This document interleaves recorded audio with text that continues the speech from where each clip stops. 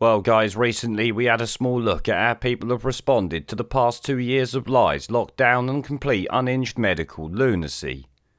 As many might not know, there was a by-election in Bexley and Sidcup recently, which is a Tory safe seat and not one they was ever expected to lose. I personally knew they would win, but I was interested more in the margin of victory, turnout and general sentiment around it. Spoiler alert though, the sentiment for the Tories wasn't good obviously, be it immigration, lockdown, spending like Labour or their green lunacy, people are obviously not happy. Can you really blame them at this point? Now we also had Reform fighting for this seat, with leader Richard Tice coming third behind the Tories and Labour. Now some was saying this was not a good result for Reform, but a newish party with zero mainstream media promotion to beat the Greens and Lib Dems is still something good.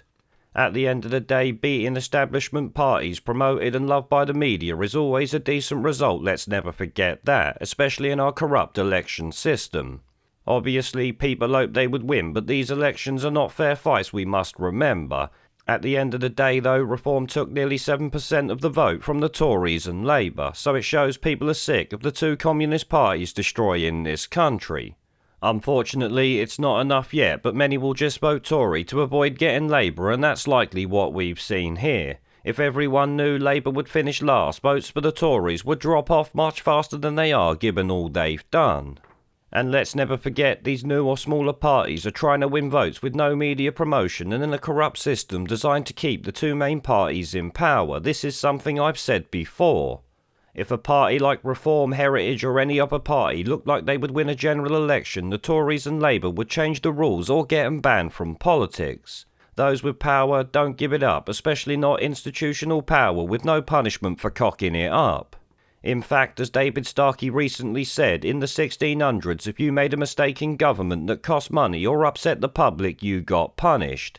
Usually a stint in the Tower of London before being beheaded if lucky, and hung, drawn and quartered if you wasn't so lucky at the end of the day. These days though, politicians who cock things up, they get a job in the European Commission or a seat in the House of Lords. That there perfectly explains why nothing will ever change and these tosspots will continue to fuck our lives up even more.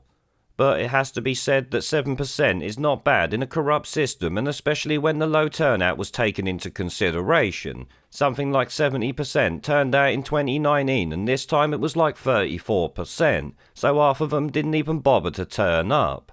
Obviously the media have run around doing damage control, saying it was cold and all of this so people didn't come out. But we must remember the 2019 election was December the 12th, let's be honest, they're just talking complete and utter bollocks. Now, the most important thing about all of this is the fact that the Tories went from a 19,000 majority crashing down to a 4,000 majority at this point. This was a safe seat as I said, but let me tell you now, it certainly ain't that after this. Obviously, it's going to be a mixture of everything Boris and his conservatives have done, like I've already said, be it the green agenda, the bullshit lockdowns, illegal boat wankers or anything else. But I will point out there is another by-election on December 16th which has the Tories' arseholes puckered up tighter than a snare drum, so I'm going to keep an eye on that one. Now why the Tories didn't lose the seat, they still got shunned by many voters, showing just how far they've fallen in 2 years. Long may these corrupt commie bastards continue on a downward spiral into the shit pits of history where they belong.